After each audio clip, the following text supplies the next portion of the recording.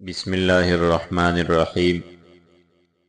ہرویس نے ہم سے ان کی تجارت کا یہ فروغ دیکھ کر شہر کے ایک کنیسہ میں انہیں جمع کیا اور کہا کہ اے تجارت پیشہ اصحاب، آپ جانتے ہیں کہ میں نے آپ لوگوں کے کاموں میں کتنی کتنی کوششیں کی ہے، تمہارے جان و مال، تمہارے بیوی اور بال بچوں کے بچانے میں کس قدر سعی سے کام لیا، شہر کو آفات سے بچایا، ساتھ ہی مال کی قربانی کی اور ایک متنبی رقم تمہارے لیے خرچ کر دی۔ تمہارے جیسا معمولی حیثیت کا ایک آدمی رہ گیا، اپنے مال کے ساتھ ساتھ اپنے اسلحہ بھی دے دیے۔ سب سے زیادہ میرے ہی غلام آدمی اور کمر قبیلے کے شخص تلوار کے گھاٹ اتار دیے گئے ہیں۔ میں نے شہر پر جو تاوان جنگ مقرر ہوا تھا، اکیلے نے چوتھائی رقم دے دی، اور اب تم اس قابل ہو گئے کہ ان عربوں سے تجارت میں بہت منافع حاصل کر رہے ہو۔ انہوں نے جواب دیا کہ تو نے جو کچھ کہا ہے وہ سب صحیح ہے اور درست ہے، مگر اس سے تیرا مطلب کیا ہے اور ہم سے اب کیا چاہتا ہے؟ اس نے کہا، اس وقت تو میں تمہارا سردار اور افسر تھا، مگر اب تم جیسا ایک شخص ہو۔ میں نے عربوں کو اپنے مال سے جو کچھ دیا ہے، میں چاہتا ہوں کہ تم اس کے عوض میں مجھے کچھ لوٹا کے دے دو۔ انہوں نے کہا، سردار، ہم کہاں سے تجھے لا کر دے؟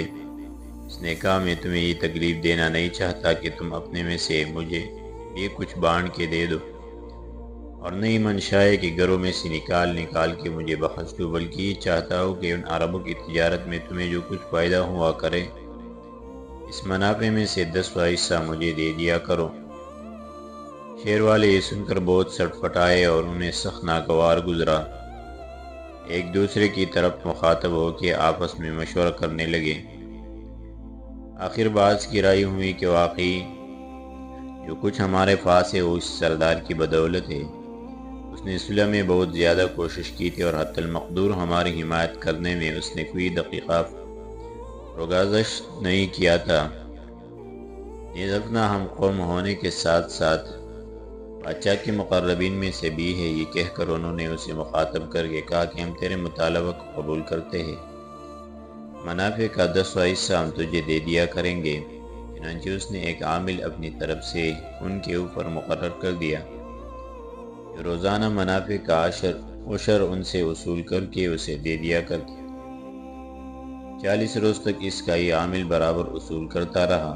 اس اثناء میں ہربیس کے پاس اس عشر کی بدولت ایک بہت بڑی رقم جمع ہو گئی، اور اس نے یہ خیال کیا کہ اس وقت تجارت کے اندر جس قدر نفع اہل بالابک کو ہے، اتنا انہیں اس سے پہلے کبھی نہیں ہوا تھا۔ یہ سوچ کر اس نے پھر باشندگان شہر کو اسی کنیسہ میں جمع کیا اور کہا، یا قوم، میں نے جس قدر مال صلح کی بابت خرچ کیا وہ تمہیں بخوبی معلوم ہے۔ تجارت کے منافع کا عشر جو تم مجھے دے رہے ہو مجھے کافی نہیں، البتہ اگر منافع کا چوتھائی مجھے دینے لگو تو مجھے امید ہے کہ جتنی رقم میں نے خرچ کی تھی وہ جلدی سے ہٹ کر میرے پاس آ جائے اور میں بھی ایک تمہارے جیسا فرد شمار ہونے لگے۔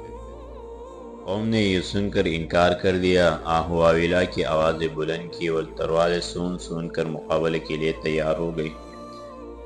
بہت سے آدمی اس کے غلاموں کی طرف بڑھے اور انہیں ٹکڑے ٹکڑے کر کے رکھ دیے۔ شور و فریاد کی آوازیں جب زیادہ بلند ہوئی تو شہر سے باہر مسلمان تک جانے لگی۔ مسلمان چونکہ اس واقعے سے خالی ذہن تھے، آوازیں سن کر گھبرا گئے اور جمع ہو کر اپنے سردار اطرافی بن عبداللہ سہامی کی خدمت میں حاضر ہو کر عرض کرنے لگے، کیا شہر کے اندر کی آوازیں اور چیخ و پکار آپ نے بھی سنی ہے؟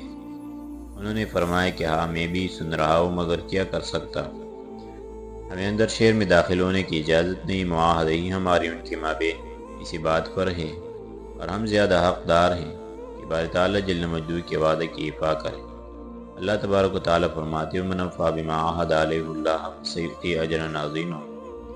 جو شخص اس عہد کو جو اللہ تبارک و تعالیٰ نے اس پر مقرر کیا ہے پورا کرے گا تو اللہ تبارک و تعالیٰ اسے بہت جلد اجر عظیم دیں گے۔ ہاں، اگر وہ شہر سے باہر نکل کر ہمیں معاملہ کی نوعیت سے مطلع کر کے دادرسی چاہے تو ہم ان کے معاملے میں غور و فکر کر کے ان کی آپس میں صلح اور اتحاد کرا دیں گے۔ واقعی رحمہ اللہ کہتے ہیں کہ آپ نے ابھی اپنا جملہ پورا بھی نہیں کیا تھا کہ شہر کے لوگ دوڑ دوڑ کے آپ کے پاس آنا شروع ہوئے۔ جب تمام آدمی آ کے آپ کے سامنے کھڑے ہو گئے تو انہوں نے اپنا شروع سے آخر تک تمام قصہ یعنی پہلے جمع کر کے عشر مقرر کرنا، پھر نقض ہاتھ کر کے دوبارہ چوتھائی مانگنا وغیرہ سب بیان کر دیا اور کہا کہ ہم اللہ سے اور آپ سے اس بات کا انصاف چاہتے ہیں۔ آپ نے فرمایا کہ میں اسے ایسا کبھی نہیں کرنے دوں گا۔ انہوں نے کہا ہم تو اسے نیز اس کے تمام غلاموں کو قتل بھی کر دیا ہے۔ مسلمانوں کو یہ سن کر سخت ناگوار گزرا۔ آپ نے فرمایا پھر اب کیا چاہتے ہیں؟ انہوں نے کہا کہ آپ شہر میں تشریف لے چلیں، اب ہم اپنی اس شرط کو آپ سے واپس لے لیتے ہیں۔ آپ نے فرمایا کہ میں بغیر اجازت اپنے سردار حضرت عبید بن جراح رضی اللہ عنہ کے شہر میں داخل نہیں ہو سکتا۔ ہاں میں ان کی خدمت میں یہ واقعہ لکھ کر روانہ کرتا ہوں۔ اگر انہوں نے حکم دیا تو میں اور میرے تمام ساتھ اس بات کی مجاز ہوگی کہ وہ شہر میں داخل ہو سکے۔ اس کے بعد آپ نے تمام واقع قلم بند کر کے جناب حضرت عبید بن جراح رضی اللہ عنہ کی خدمت اقدس میں روانہ کر دیا۔ وہاں سے حکم آیا کہ شہر والے جب خود تمہیں شہر میں داخل ہونے کی دعوت اور اجازت دے دیتے تو تم شہر میں داخل ہو جاؤ۔ چنانچہ آپ ماں اپنے ساتھیوں اور مال و اسباب کے شہر میں داخل ہو گئے۔ واقعی رحمۃ اللہ علیہ بسلسلہ روات حضرت عبد الرحمن بن مسلم ربی سے، جو فتوحات شام میں اول سے آخر تک رہے ہیں، روایت کرتے ہیں کہ باری تعالیٰ جل مجدہ نے جس وقت مسلمانوں کے ہاتھ سے بالابد فتح کرا دیا تو حضرت عبید بن جراح رضی اللہ عنہ ہمس کی طرف متوجہ ہوئے۔ راستہ میں جوسیہ کے قریب آپ سے ہدایات تحائف گھوڑے اور اسلحہ لیے ہوئے والد جوسیہ ملاقہ ہوا۔ اس نے تجدید صلح کی درخواست کی، اپنے صلح کی تصدیق فرما کے یہاں سے بھی کچھ کر دیا۔ جس وقت آپ نوائی ہمس میں موضع زراعہ کے قریب پہنچے تو آپ نے میسر بن مسروق عبسی رضی اللہ عنہ کو ایک سیاہ نشان دے کر، جس کا پرچم سفید تھا، 5000 سواروں کی سرکردگی میں بطور ہری اول کے اپنے آگے روانہ کر دیا۔ جس وقت یہ ہمس پہنچے تو حضرت خالد بن ولید رضی اللہ عنہ کی ملاقات کے لیے نکلے اور استقبال کے بعد انہیں نیز ان کے تمام ساتھیوں کو سلام کیا۔ میسر بن مسروق عبسی کے بعد حضرت عبید بن جراح رضی اللہ عنہ نے حضرت زرار بن حضور رضی اللہ عنہ کو 5000 سوار دے کر روانہ کیا۔ ان کے پیچھے پیچھے پھر آپ نے حضرت عمرو بن معدی کرب رضی اللہ عنہ کو 5000 سوار پر افسر بنا کر چلتا کیا۔ اس کے بعد خود باقی ماندہ تمام فوج لے کر روانہ ہوئے۔ جس وقت آپ ہمس کے قریب پہنچے تو آپ نے درگاہ رب العباد میں التجا کی، باری الہ اس شہر کی فتح کا دروازہ ہم پر بہت جلدی کھول دینا اور جو اس میں مشرکین ہیں انہیں ذلیل و خوار کر دینا۔ تمام مسلمان نے آپ کا استقبال کیا۔ آپ اور آپ کے تمام ساتھی کو سلام و دعا کے ساتھ ہمس میں جگہ دی گئی۔ آپ نے قلوب پر تشریف فرما ہوئے۔ توقف فرمانے کے بعد آپ نے اہل ہمس کے نام حسب ذیل خط لکھا: بسم اللہ الرحمن الرحیم، مسترب ابو عبیدہ بن جراح، عامر شام، وصیب سالار جوش اسلامیہ، اما بعد۔ اللہ سبحانہ و تعالیٰ نے تمہارے اکثر ممالک کو ہمارے ہاتھ سے فتح کرا دیا ہے۔ اس شہر کی بڑائی، کثرت، آبادی، مضبوطی، کھانے پینے کی افراد، آدمیوں کی کثرت اور تمہارے بڑے ڈیل ڈول کے جسم تمہیں کہیں دھوکے میں نہ ڈال دیں۔ لڑائی کے وقت تمہارے اس شہر کی مثال ایسی ہے جیسے کہ وسطی لشکر میں ہم نے ایک پتھر پر ایک دیگ رکھ کر اس میں گوشت ڈال لیا ہو اور تمام لشکر اس کے گرد اس لیے جمع ہو گیا ہے کہ اب وقت چکے تو ہم کھانا شروع کر دیں۔ اسی جلدی کے سبب کوئی مثال لائے ہے کہ آگ کسی نے جلدی جلدی بکری کی ران اور شانہ بنا کر اس میں ڈال دیا ہے۔ ایسی صورت میں تم ہی خود سمجھ سکتے ہو کہ وہ کتنی جلدی پک کر تیار ہو جائے گی۔ میں تمہیں ایسے دین کی طرف بلاتا ہوں جسے ہمارے رب العزت نے ہمارے لیے پسند فرمایا ہے، اور ایسی شریعت کی طرف تمہیں دعوت دیتا ہوں جسے ہمارے نبی کریم صلی اللہ علیہ وسلم ہمارے پاس لائے۔ ہم نے اسے سنا اور اطاعت کی۔ اگر تم اسے قبول کرو، جو کچھ ہمارے لیے ہے وہ تمہارے واسطے بھی ہوگا، اور جو ہم پر مقرر ہے وہ تم پر بھی ہو جائے گا، اور ہم اپنے چند ایسے آدمیوں کو جو تمہیں اس کے احکام کی تعلیم دے گے تمہارے پاس چھوڑ کر یہاں سے پہلے کی طرح چلے جائیں گے۔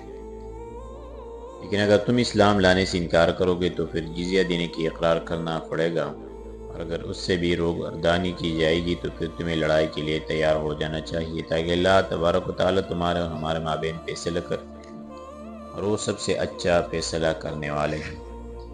اس خط کو آپ نے ملفوف کر کے ایک معاہدے کی جو عربی اور رومی دونوں زبانوں پر حاوی تھا سپرد کیا، اور فرمایا کہ اہل ہمس کو میرا یہ خط پہنچا کر اس کا جواب لے آ۔ یہ شخص اسے لے کر روانہ ہوا۔ جس وقت دیوار شہر فنا کے قریب پہنچا تو علیمس نے اس پر تیر چلانے کا ارادہ کیا، مگر اس نے رومی زبان میں ان سے کہا کہ میں ایک معاہدی شخص ہوں، میرے پاس ان عربوں کا ایک خط ہے۔ یہ سن کر انہوں نے ادھر سے ایک رسی لٹکا دی۔ اس نے جس وقت اس کمر میں باندھ لیا تو انہوں نے اسے اوپر کھینچ لیا اور اپنے سردار کے پاس لے گئے۔ معاہدی نے اسے سجدہ کیا اور وہ خط دے کر علیحدہ کھڑا ہو گیا۔ سردار نے اس سے دریافت کیا کہ کیا تو اپنے دین سے منحرف ہو کر ان کے دین میں چلا گیا؟ اس نے کہا میں نے اپنا مذہب ہرگز نہیں بدلا، البتہ میں اور میری اولاد معلوم نال ان کی ذمہ داری اور پناہ میں ضرور چلی گئی، اور ہم اس قوم کی طرف سے سوائے نیکی اور بلائی کی دوسری چیز کا منہ نہیں لیتے۔ میرے رائے میں تمہارے لیے بھی قرین ثواب اور مصلحت یہی ہے کہ ان سے لڑائی مول لے کر خواہ مخواہ نہ الجھو۔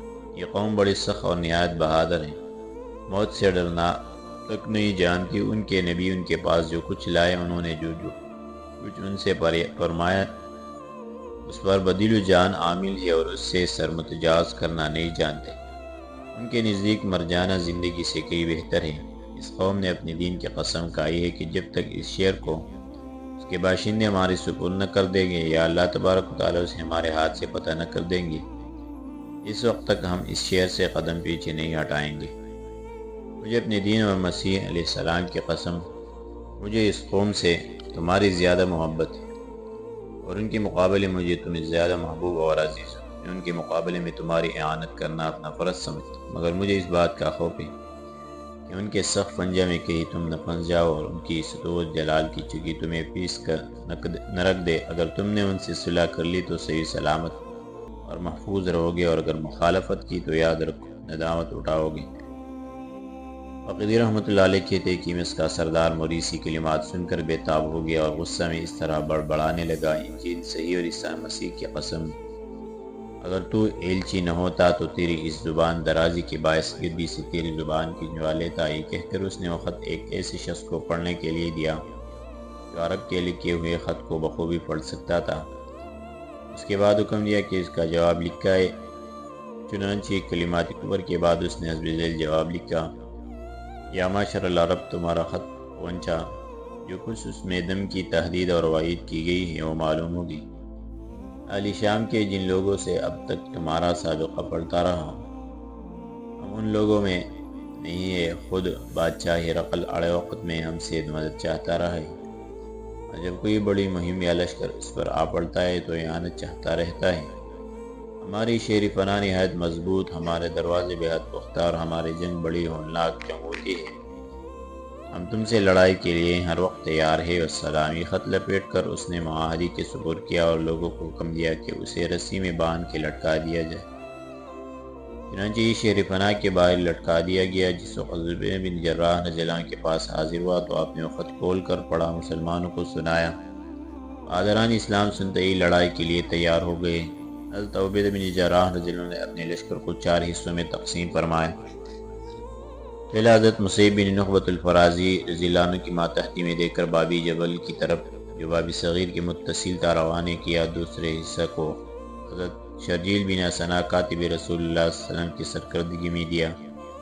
تیسرے دستہ کو مرقال بن ہاشم بن عتبہ رضی اللہ عنہ کے زیر کمان دے کر انہیں بابی صغیر کی طرف بھیجا۔ چوتھے رسالہ کو حضرت یزید بن ابی سفیان کے ہمراہ کر کے انہیں بابی شام پر متعین کیا، اور خود حضرت خالد بن ولید رضی اللہ عنہ کے ہمراہ بابی رستن پر رہے۔ اس کے بعد کیا ہوا انشاءاللہ آگے درس میں ذکر کریں گے۔